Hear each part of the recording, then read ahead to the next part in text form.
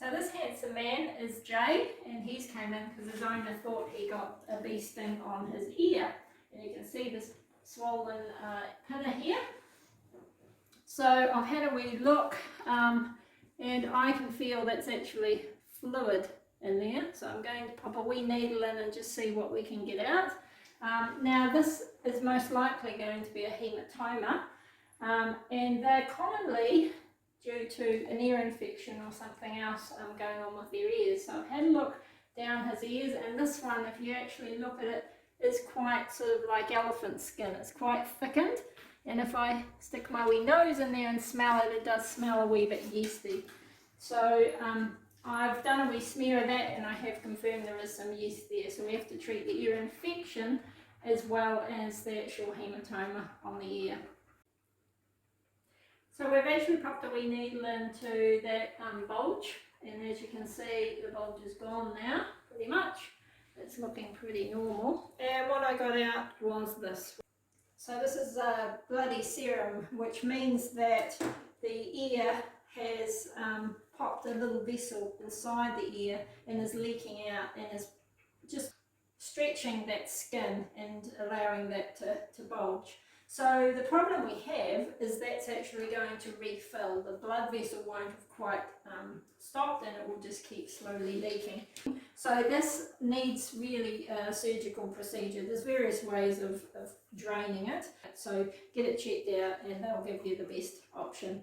So you really need to keep those skin levels intact until it heals, otherwise it will just blow up again. Of course, we have to treat the ear infection as well. So we've got some ear ointment now, and we're going to pop this in this ear as well to take down the irritation. So have a wee look at Frankie's video, because I'd show you on that one how to apply the ear ointment. So this will actually reform because we haven't done surgery on it yet. It's actually New Year's Eve, so we're not going to get too carried away yet. It will refill. I've warned the owner that. And then next week we can get him in and do a wee surgical procedure. If you left it and didn't do anything, it would sort of fibrose around that area and be quite hard, and it would just be irritating for the dog. So it's best to have it drained and surgically fixed. Very good. Thanks, Jay. You've been very good. Yes, you have. Before you go, Jay's actually got a clever little thing that he does that his owner has taught him. And that is with clicking your fingers, he actually sits down.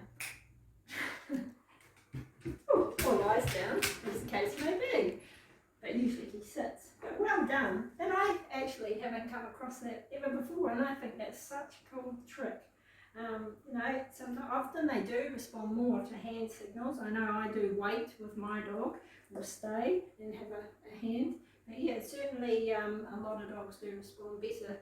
Rather than you're blabbing on at them all the time, they respond better to hand signals. So that's wonderful. You're so clever. Yes. So this is Jay again, and recently we did a haematoma on his ear. So this is one of many techniques that can be done, but I've actually put a teat cannula into that ear, and there it is draining out the end. And what we also do is put some stitches in just to hold those two skin layers together. Otherwise they'll pop open again.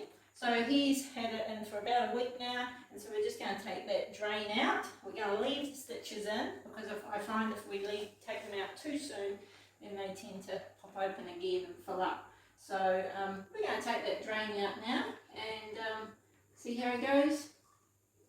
I've actually also had a look at his ear and his ear canal, and that's looking really good now. So he's much more comfortable about things, aren't you? Yes. So we've taken this out now. It's just started to bleed a little bit, but that will stop really soon. That might continue to drain another day or two, but really that hole's going to shrink up real quick. And then we'll take the stitches out in a wee while, and then that should be job done. But that's a haematoma in Jay's ear. Well done.